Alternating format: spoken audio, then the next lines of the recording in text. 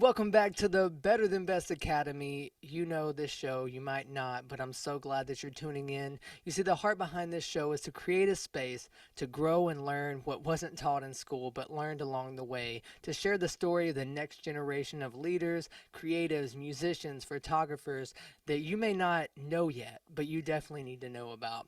And I'm super excited. Today's guest is a multi genre artist hailing from Atlantic Highlands, New Jersey. He's unapologetically himself, using a multitude of sound to create an honest and introspective soundscape. He writes, performs, and produces almost all of his tracks himself. It's none other than Clutch Cabin. Now, before we get started, I really I gotta ask you, how is the hand? The hand is good. It's Oh here. man, Is that clear enough? yeah, I see that. It's Ladies, six oh stitches. man, ladies and gentlemen, this guy. We were gonna record, what was it, Monday, I think? And Yeah. he messages me on Discord and he's like, I just sliced my hand open, might have to reschedule.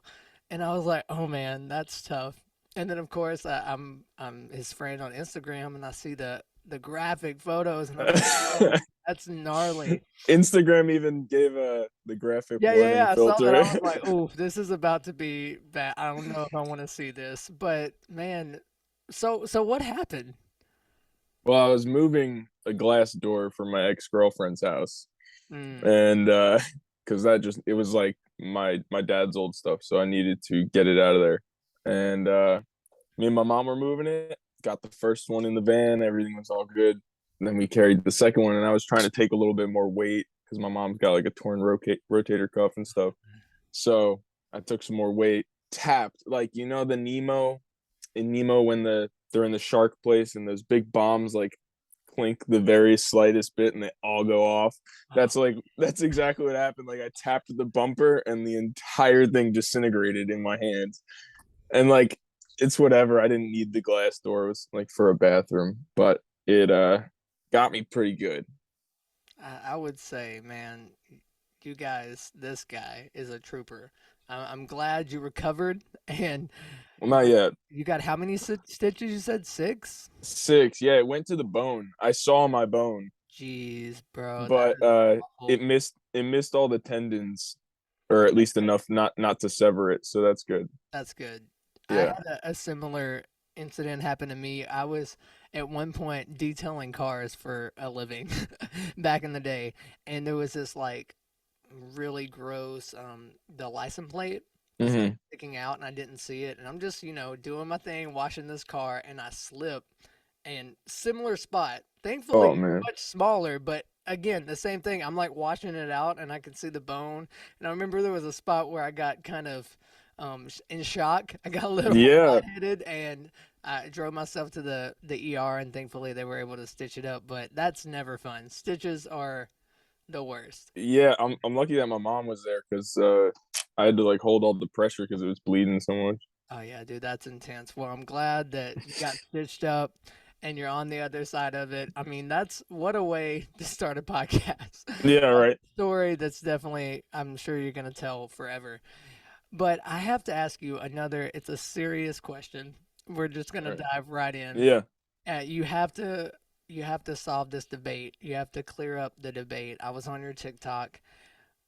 So when you're playing an acoustic guitar, is it pick or no pick? No Which one pick. is it? No No pick.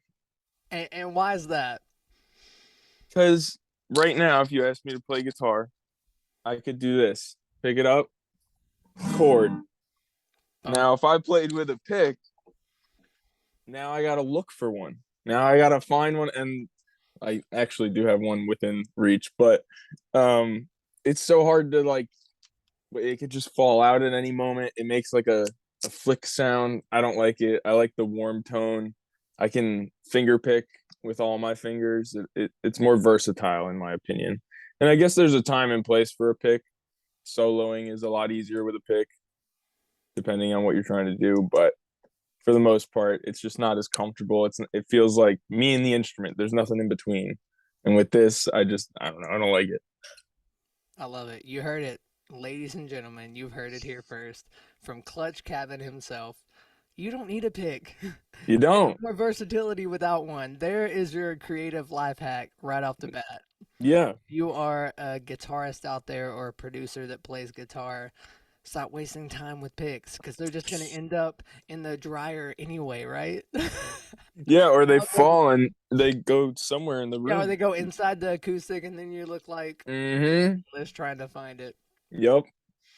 Man, I love it.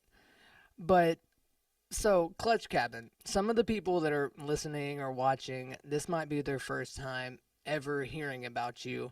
So, I would love for you to just kind of tell us a little bit of your story, how you got started, and just anything that you would like people to hear and know listening about you. I'll dive in Dive right as in. all right Going as far right in. as possible.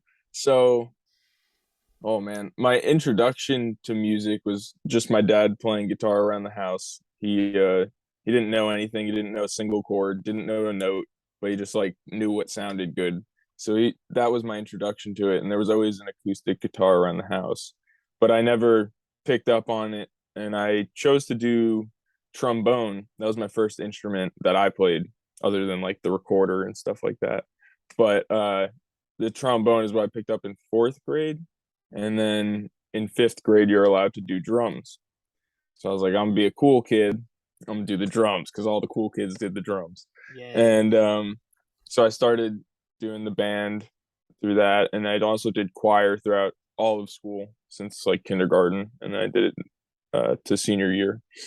But so I stuck with drums for a bit, and then once I got into middle school, I did the marching band all the way through high school. I did snare, the bass drum, toms, and then like the quintoms or tenor drums they call them, where it's like do do do do do do, like they're five drums that you get to sit with, which is really fun.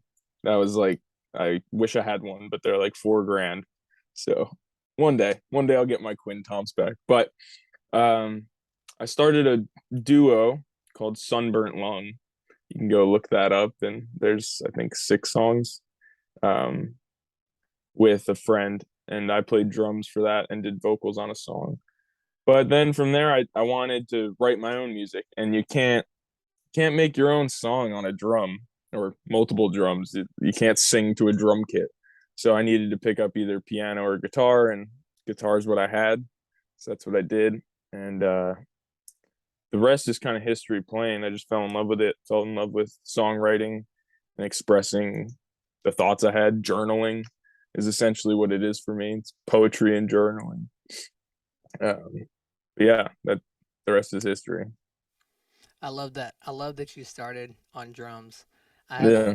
a similar background. I started on acoustic and then, I mean, I wanted to play drums, tried out for my band, didn't make it in the sixth grade and was like, man, forget this. I'll go be an artist. And that was Uh-huh. like, I went and drew and painted for a while.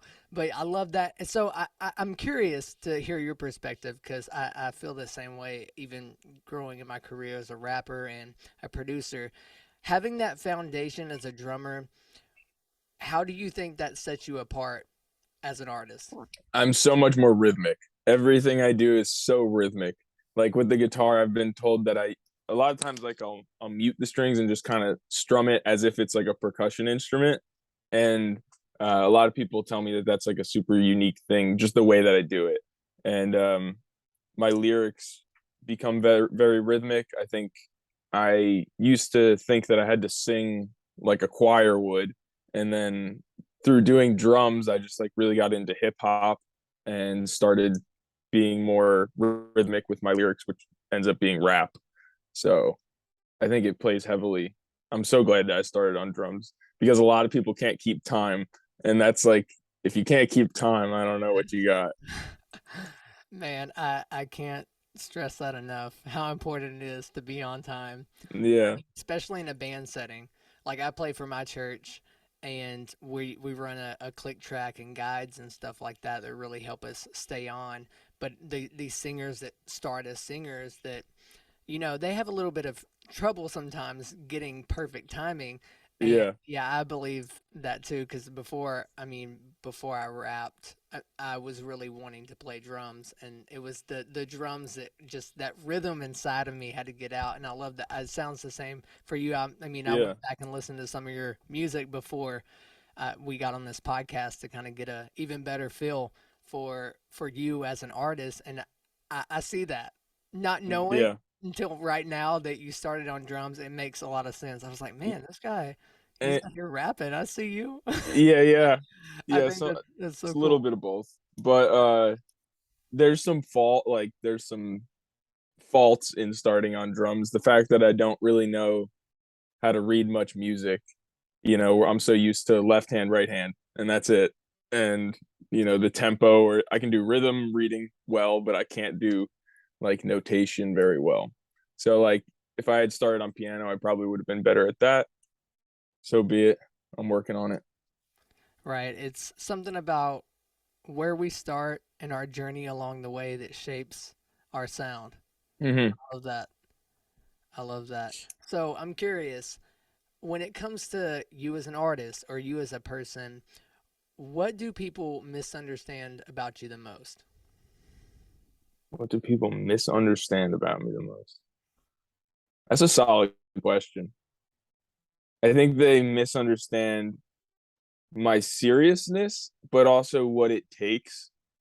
Um, I had this conversation with my girlfriend like 2 days ago that since I'm home at the moment, I'm not like I don't have a 9 to 5 at the moment, and unfortunately, actually, I had some things happen with tuition with school and stuff, so I'm not in school anymore either. So I don't have society's structure to hold me together. I have to build my own structure. So right now, being an artist is like a full-time thing for me, whether that's graphic design, which I also do, or music or photography, whatever it is. That's completely revolving around me. And people don't understand that when I'm sitting in front of my computer or with a guitar or a piece of paper to write lyrics, they don't think of that as work or like a meaningful substance that could be used later on or something. And uh, there's also a thing where it's like, oh, you want to hang out? It's like, no, I have to go to work. Easy excuse because you're on somebody else's dime. So it's like, yeah, I have to show up for work. I can't just call off to hang out. But if I'm playing music and I'm in the zone recording, you want to hang out? It's like, oh, dude, you're only recording music, and it's like, no, this is what I'm doing. Why is my passion not excusable, but working for somebody else like at Dollar Tree is? That doesn't make sense to me. And I think that's so skewed that people put work before passion, or however you want to word it. Man, I love that. People put work before passion. And congrats that you're in this space right now. It's Yeah. tough that there was a situation with your tuition, but man, I love the fact that you're going after it and the work ethic is there for you to make music, or you find whatever it takes, like you said, graphic design. Yeah. I heard it said this way. There was a guy I was listening to, and he said it's this idea, and I may have mentioned this to you before in other talks, but not on this podcast. It's the idea of the sex versus cash theory, and it sounds weird, but like a lot of times in life we want to do that sexy thing. We want to make the music, like we want to make that the career, and sometimes we have to do the things that we don't want to do for the cash, but even still it's that way of using all our gifts and talents, because you mentioned like you graphic design. I'm sure you probably also mix music as well, Yeah. Yeah. and that's not the main passion. The main passion is to be a recording artist, a touring artist. I'm sure that's Mm, exactly what your plan is.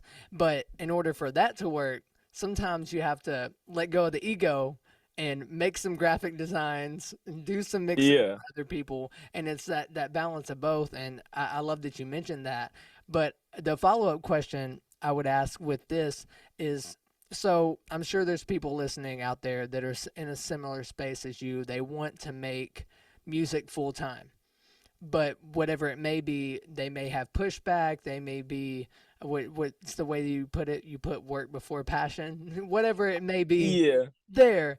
So the question in that is, now that you're getting this opportunity to make music full time, you're also dealing with the idea of, like you said, you've got no boss essentially, right?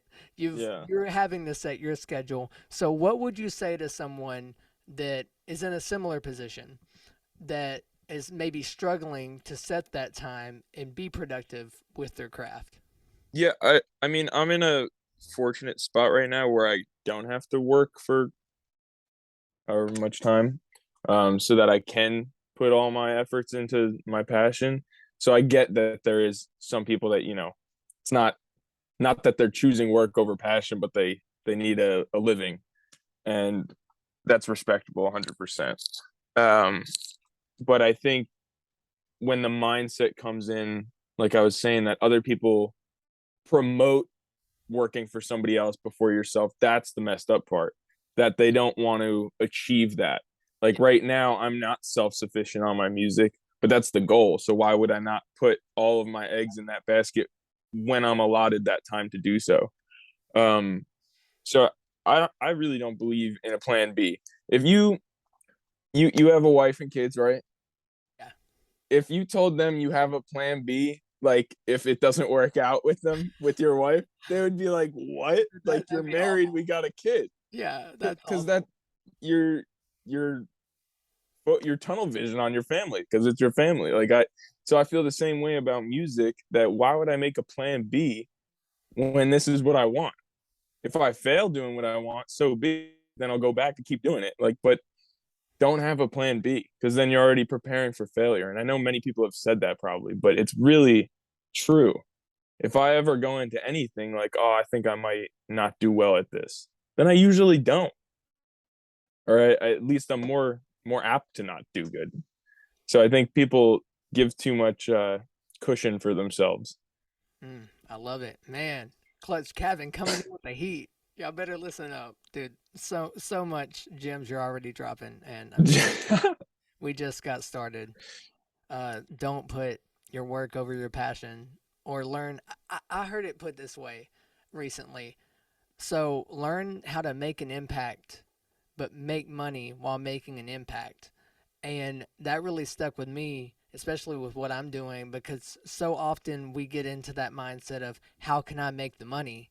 But if Yeah, we switch it and we're like, how can I make an impact? Because I mean, ultimately, whatever it is we're doing with our creativity, we have a goal as to why we're doing it. There's always a why behind it.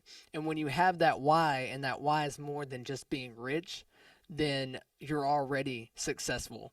yeah, And it's almost like you, when you activate this idea of living out of abundance instead of living out of lack, then you truly see that you've already got what you need, and like it's gonna work out. And when you don't have that plan B, yeah. you're putting all that you can, you're getting laser focused into that one thing, then I mean, can you fail?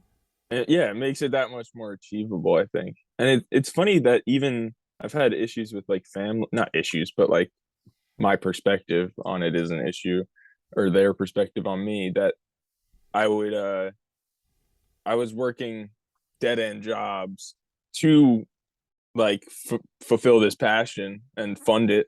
And my brother would, or like my cousin or something, would be like, oh well, when are you going to get like a real job? When are you going to do this? And it's like, that's not the goal. Why are you rooting for me to get a real job where that's what you have and you're not super happy with your job? Yep. Man, that's great.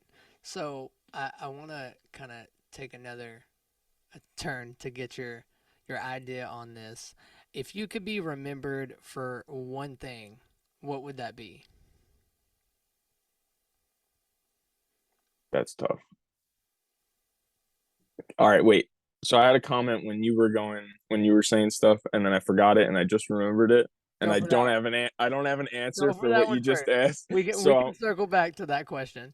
So before you I'd were talking rather, about, yeah, go for you it. were you were saying that you don't have to make a killing or something, or like money is part of it, and that was the whole idea going on. Yeah. And so leaking the merch, new A shirts, um, and I got stickers too. Um, but so like I just literally just picked these up an hour ago. these shirts. And so I could either be one of those people that sells a shirt for $40, or I could sell it for 20, 25. And like, yeah, people will buy it for $40, but it's like, that's not the message. The message isn't for me to make a killing on people, and it isn't to, I don't know. It's to fun. It's also contradictory though, because of I want to fund myself through music, but I want to give back to my fans by not killing them and allowing that. If that makes sense. Yeah, that's totally fair. It goes back to we all have, an end goal, and Clutch Cabin an artist for the people. Is what it Yeah. sounds like to me, which I think's great, and I think very If people necessary. are got my name on their chest or on their back, whatever it is, like, or a sticker on their laptop, that's what it's for. The intent isn't for me to make money off people, even though I have to at some point. The intent is for them to have merch. That's the whole thing. But people get it twisted and they think, okay, the intent is to make money off these people, then see what else I can make money off of. And it's like, Yeah, well, the whole reason behind it all is not that.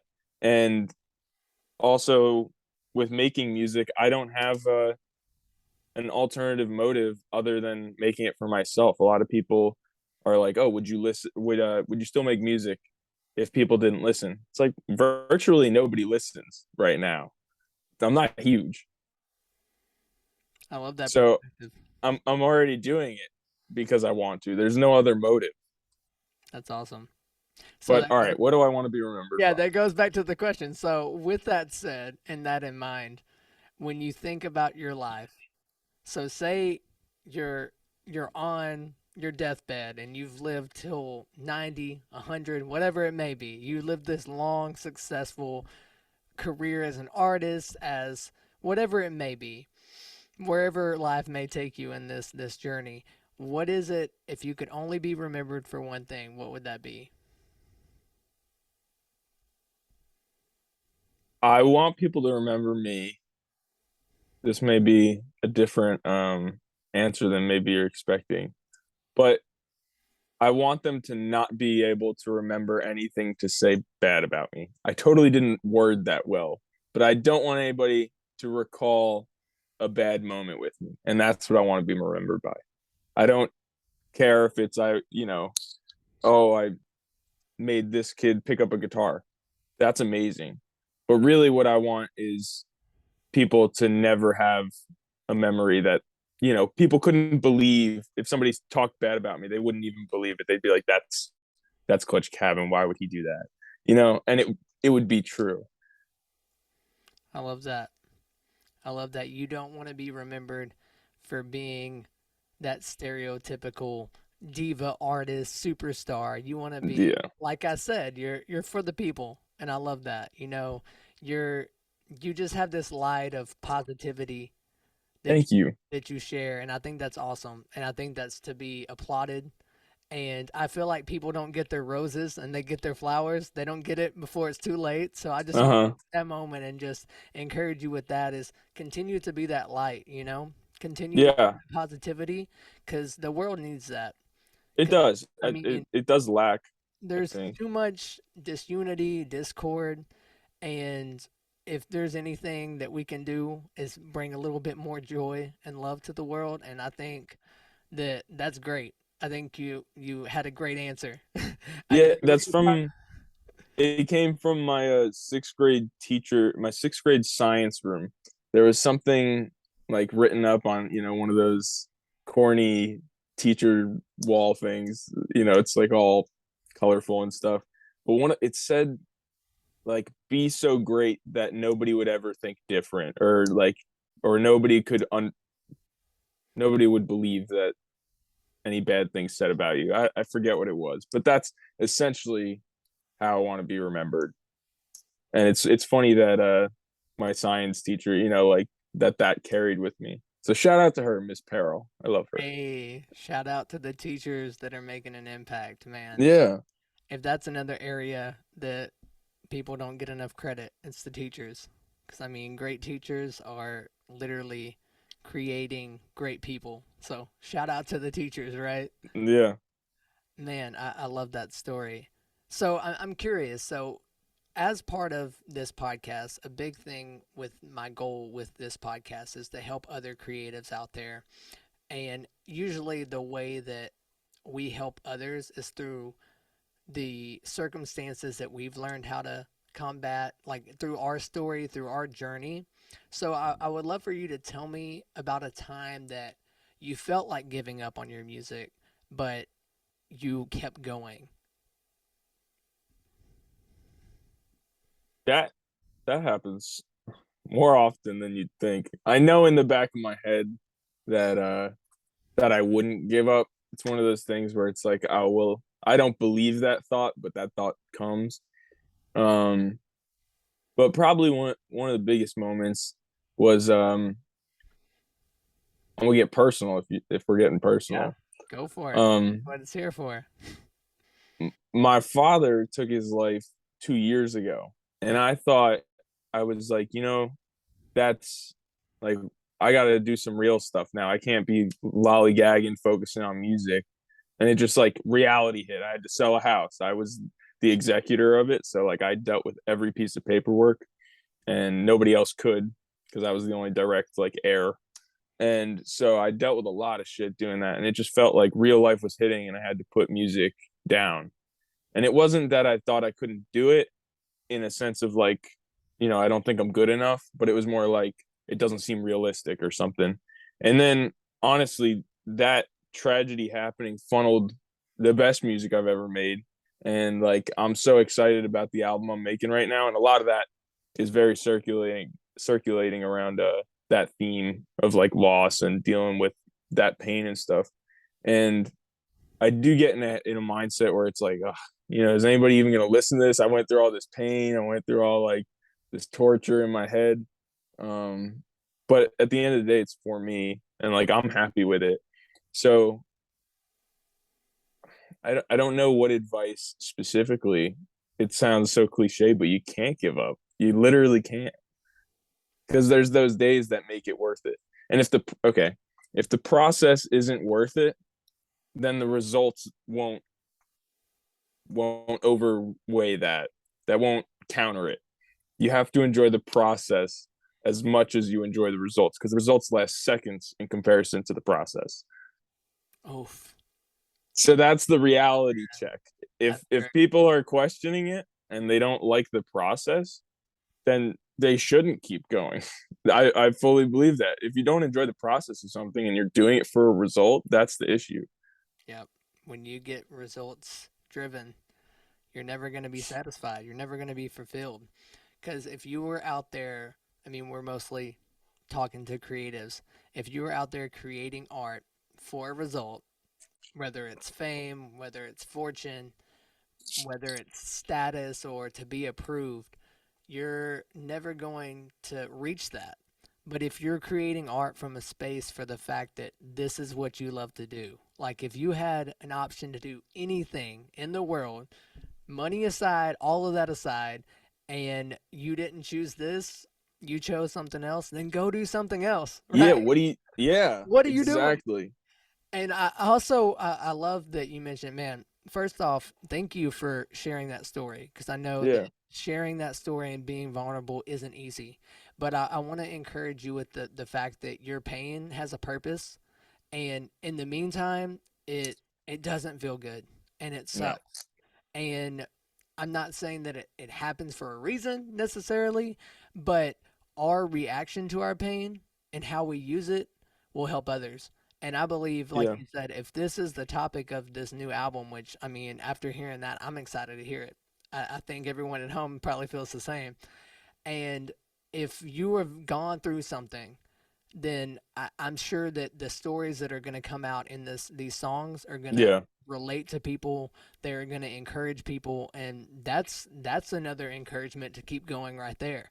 Is absolutely. the art that you're making, man? That's great. And it gets tricky though too, because I harnessed the pain thing and like became so good at funneling pain into creativity that I lost. any kind of excitement to funnel into creativity because I was so used to like, all right, where's the pain? Then I'm good at writing about pain. It comes to me easy, and like I like minor chords and stuff like that. But Yeah. then like it's like, am I healing? Am I trying to heal? You know, you have to use it as a tool, not just like, I don't know, make it for fun. And I think to bounce off what you said, I think that anything derived from a place of love brings about positivity. So Yeah. I'm using that pain, but I need to learn to not stay there so that I can bring upon a better life. It's good. So, what do you think you can do differently to not stay there? I don't realize it, I guess, There you is, go. you know, I, funny enough, I was watching the Kardashians the other night. I don't, it's the only reality TV show I Right. watch, and my girlfriend makes me watch it, and she might have hooked me on it, but uh, Khloe Kardashian did some test for her brain or something, and it was to tell you like what's going on in your brain essentially. And there was a resilience percentage that they gave her, and it was like really low. And she was like, "I'm the most resilient person ever. What the hell?" And she was like bashing the test and being mad that the test told her something. But if that like tears you up so much, like take a step back and look at what you're saying, or like look at, because she wasn't dealing with her issues, and that's why she wasn't being resilient. She got through her issues or whatever it was, but it wasn't really dealt with. And I've gotten through a lot of things, but that doesn't mean I dealt with it. Getting through it is the easy part. Pushing it aside easy, staying strong in the moment, but then coming back to it and dealing with it, that's the tough part. Man, that's gold right there. I think a lot of us, I think we need to normalize getting help. I think Yeah. we need to normalize therapy. It doesn't mean that you have a problem. I mean, honestly, we all have problems if we're getting real, but to be able to process these things, and a lot of times it takes someone else, even if that person's not saying anything back, Yeah. someone to get it out. Because if we don't get it out, and I mean, yeah, we can turn to music or our creative outlet, but if that's not bringing the healing from it, then man, that's so important. And I can Yeah. go off a tangent Yeah. forever on that. Vocalizing it makes it real. Yeah, Or that's why writing and journaling helps too. It's sure. kind of like a vocalization in a way. Like putting it into the physical world makes it a lot more real once you get it out of your head. And I think that's a big part of healing. That's great. So when it comes to your creative process, and like you've mentioned, you you can easily go to those spaces of darkness, or pull on those negative tones. What is it when Clutch Cabin sits down to write a song, like I would love to hear kind of like what goes through your mind when you were in that process. I don't sit down to write songs. Perfect. So what happens is I'll probably be laying in, like I'll be up till 3 a.m. doing something, and whether it's mixing or I'll just start a project and do some MIDI instruments or something, but it has nothing to do with songwriting. It's just me messing around, and then I'll go to bed. It'll be 3 a.m. Eyes just closed, phone put down, like lights are out, and then I'll get like a lyric or a rhyme scheme or something or a melody, and it'll be like, you got to like wake up. And I'll be like, no, I'll listen, I'll remember that in the morning. And you never will remember it in the morning, or most times won't. So then I've trained myself to be like, all right, no matter how stupid the lyric is or melody, like you got to get it out because you're going to kick yourself for it later. And so that's usually what happens is my notes app is full of potential millions of dollars of songs. I love it. I love it. But And that's where it starts. there's, I mean, there's really no other way to make it more practical than that. When you Yeah. get the idea, stop what you're doing and document it. Man, that's Yeah.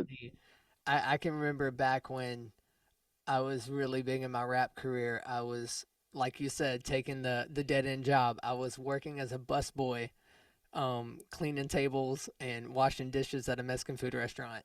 And I'd get so many ideas because I mean, your mind's wandering, your body's doing things, and I get a song idea, and I'd be back there, and I'd stop, and I'd be talking in the voice recorder. My Yep. boss would come through and get so mad. He's like, "What are you doing on the phone again?" Like, I'm sorry, I have to get this down.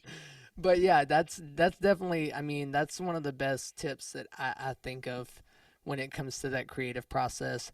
Is Yeah.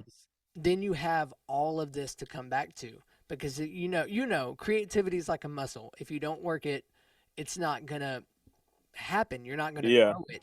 But if you have all that sitting on your notes, then when you Yeah. do sit down to make the time to make the music, then you can be like, let me pull up this idea, see where it goes. Yep. But yeah, I love that. A So lot of it. Oh, go go ahead. ahead. Go no, go ahead. Go All ahead. right. A lot of it's just a flow state, Oh yeah. kind of writing. I don't even know what I'm writing most times, and it kind of overcomes me in a weird way, and just happens. So I'll like sit there, write, and I'll look back, and there will be 4 paragraphs of just Yeah. lyrics, and I'm like, or whatever stanzas, and then I'll be like, wow, that was a lot. I don't even know what I read or what I wrote, and then I'll read it back, and it'll be like not too bad. I'll refine a few things, and um, at some point, then I sit down, start making a track, producing it, and then see what fits in, and I'll pull from a different lyric pool if it fits with the vibe and everything. So it's an interesting thing, but most times it's literally from a 3 a.m. wake up, write a note. And those are so crucial. And I think that a true artist, in my opinion, has to do art because you, like you were saying in the Mexican restaurant, you felt so conveyed. You're like Yeah. frustrated if you didn't get it out. That's how Exactly. I feel. I was a janitor at an elementary school, and I had the same thing. I'd be sweeping the floors, and I'm like, hold on, got to write this down. And some of those notes become like your favorite thing, Oh yeah. and it's worth it to take that second and write it because what's another sweep, when you could just write a quick note and then Exactly. continue. Exactly. I'd rather do that than forget the song. I'll Yeah. take the backlash of not sweeping or Yeah. whatever it may be, man. So you've got this great sound. It's unique. You mix like acoustic guitars, kind of an indie kind of a dark vibe with a little bit of rap. You've got this like fresh take of nostalgia when I listen. Mhm. Like this is some of the things that come to mind when I'm listening to your music. So I'm curious, who are some of your biggest influences? I was thinking this morning about this, and there was somebody that I was actually like, wow. Oh, so, well, XXXTentacion played a huge part in me, in the fact that he could go from super like trap type stuff with a crazy beat, like spitting bars, and then he could go to a acoustic voice memo sounding thing. It wasn't even produced. It's just him and a guitar, like softly singing, and you can barely understand what he's saying. And then he'll go in on a screamo type beat, and like it'll just be like a mosh pit feeling. And then he's got really like well produced melodic rap stuff out, and that was super inspiring as an artist, that it's like I don't have to box myself into whatever. I used to just do singer songwriter, and I was like, oh, I can only ever hold an acoustic guitar and I can only ever sing to it. And I was like, no, that's not how it is. And then I started rapping, then I picked up an electric guitar, then I produced. So he played a huge part in that.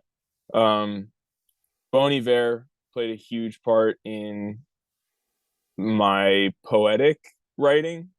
When I do more poetic things, he makes me think of words and rhyme schemes or just intricate vocabulary. Um, I really like those two. Jack Johnson kind of kicked me off, in the beginning. I don't listen to him at all anymore, but I appreciate him for what he did. Linkin Park gave me that angst. Yeah. Um, yeah, those are, and Red Hot Chili Peppers just kind of always was there too. Those are probably the top ones I'd say. I love that you have such a melting pot of Yeah. well, like your bio says, multi-genre. I love that you don't put yourself in the box. I Yeah, love there's no that. reason I to. love that you were. I'm gonna try anything, and that's what I think is really cool.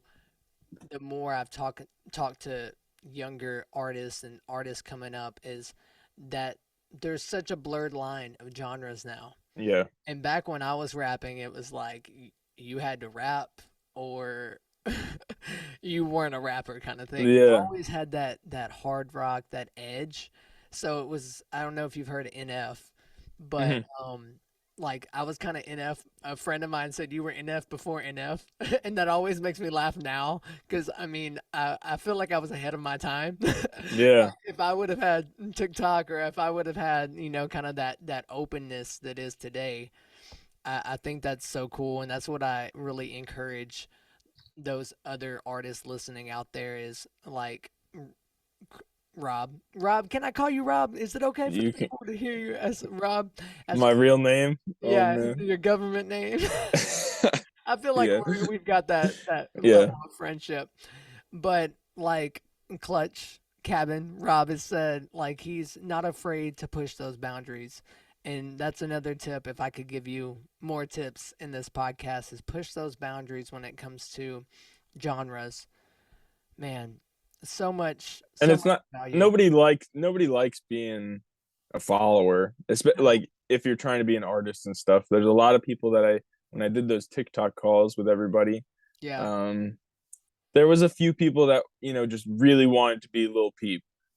And yeah, it wasn't even like they were biting a piece of his style and made it their own. It was like they used a word generator from Lil Peep songs and then just, funneled it all into the yeah, same beat. And it's like cool. I'm glad that it helps you. I'm glad you enjoy making it.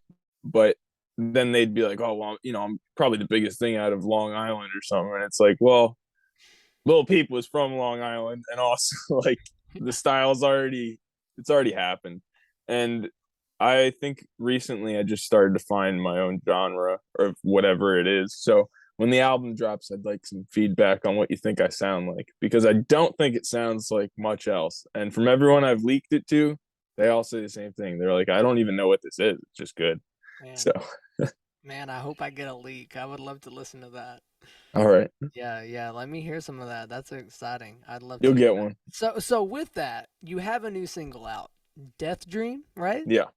So here on my channel, we love a good song story. So please tell the people what was the idea and the thought process behind Death Dream.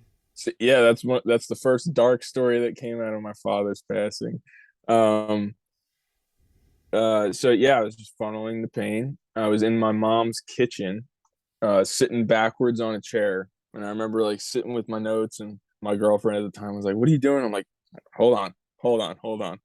So yeah, I just went tunnel vision and had to write this song. I don't know what it was in the beginning, and then I really started diving into the idea that I was dying in my dreams almost every night, and I would it wouldn't be like, oh, like I'm falling out of the sky and it goes black before I hit the ground. I would hit the ground and feel what I thought was feeling death.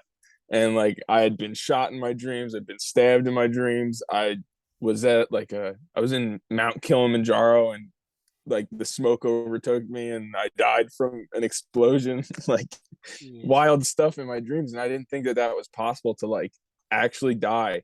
And whenever I died in my dreams, it would repeat. The dream would restart, and I would do the same dream again until I changed something, and then I'd die again in a different way. And it was like, why is this happening? And it's probably because my father's passing, but um, it was wild to have those dreams so frequently. And so I made that song, and that kind of stopped them for a little bit making that song, which is interesting that it kind of healed what I was angry about or Yeah, just uh feeling. So yeah, that's that story. that's super interesting. Man. So Death Dream, it's on all places that you can stream. I'll Yeah, give you a little shameless plug here. Go listen to it. Show them some love. Show them some please support. just I'll hit 2K. It feels good. yes, let's go. I love it. I love to hear that. And we'll link all your socials in Okay. all the I part, appreciate it. whatever the description, whether it's on YouTube or wherever you're listening or watching. So definitely show them some love. Check out the song, even if you can comment on this, if it's YouTube, give them give them some love Yeah, I back, appreciate that. show the feedback, all that stuff. I mean, that's another reason why I even started this podcast was to really provide another platform for artists and another way for artists to be heard. Yeah. As I feel like if you are truly passionate about art, and especially if there's love behind it, like you said earlier, like if your ultimate goal is to really spread positivity, to make a difference, to make a change, then I feel like it's worth celebrating and worth Yeah, being heard. it should be. But with that, I want to ask you one final question. Final question. I'm ready. So Maybe. I hope so. So if you could go back 5 years, I knew it. you knew it. You knew it. If you could talk to younger Rob, young Clutch Cabin, what creative, what life advice even would you give yourself? I wouldn't say a thing. I wouldn't say a thing. I think that going through, like, people can tell you, oh, dude, like, you shouldn't be with that girl, or man, this job, like, they're really treating you wrong. But until you realize it yourself, it doesn't matter. So I guess if it was like, if I was able to make myself realize something, um, I'm not sure what that would be. I guess maybe always follow your heart. I guess I was always trying to manifest positivity instead of uh finding it, or I don't know how to explain that in better terms. I guess I was I would always try and picture positivity. When I knew what was wrong in my life, I wouldn't fix those things. I'd just be like, all right, well, if I picture positivity, I'll get there.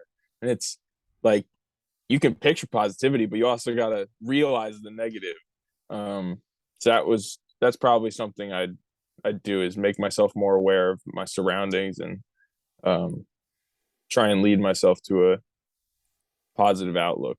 But yeah, I don't think I'd tell myself anything. I like how I am right I love it. All right. So if it wasn't you, now. but it was someone, that was great and that was awesome. But so and I feel like what you said there was great. It's that idea of trying to manifest or like almost fabricate something positive. And I feel like we went through a span of that as a whole, as a society, this like Mhm. toxic positivity where Yeah, like we're just gonna put a band-aid on it and pretend like we're fine when the world's on fire. yeah. It's like, it will be better. It will be better. It's Yeah, like, it will okay, be. that's cool, but what can we do now? Yeah, exactly. And I mean, yes, and it will get better, but better again comes back with healing. And Yeah, to truly heal, you have to get help. And like you have to realize that you need help. And I know that that was always a hard thing for me growing up is like I had these traumas, these things that I faced and I would always perform my way out of it or yeah, I'd put on the smile and I'd put on the superficial look and everything was great on the outside, but on the inside I was depressed and anxious, but bottling it up because we're all positive here. And it yeah, took me really getting alone with myself and with how I truly felt to realize I need help and I yeah, can't do this alone. And that's the biggest reason I even started doing what I'm doing here, whether it's with the podcast or even with my own coaching, is I really want to provide that safe space for people to be seen, to be heard, to work through their stuff. Now, no, I'm not a therapist by any means, and I will definitely point you to a therapist if you need that. But as far as like being able to see the past and not letting it frame our future, yes, but yeah, being able to see our future, which goes back to that positivity. Because when we truly find who we are and why we are and what we do is usually because of something that happened to us.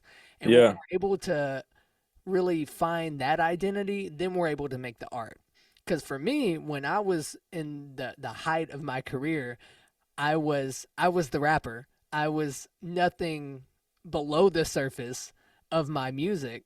And that's Yeah. why my music started to get stale. That's why I honestly fizzled out as an artist because I never learned who I was. And now that I know who I am, shoot, if I started rapping tomorrow, that might be a different story, right? Yeah.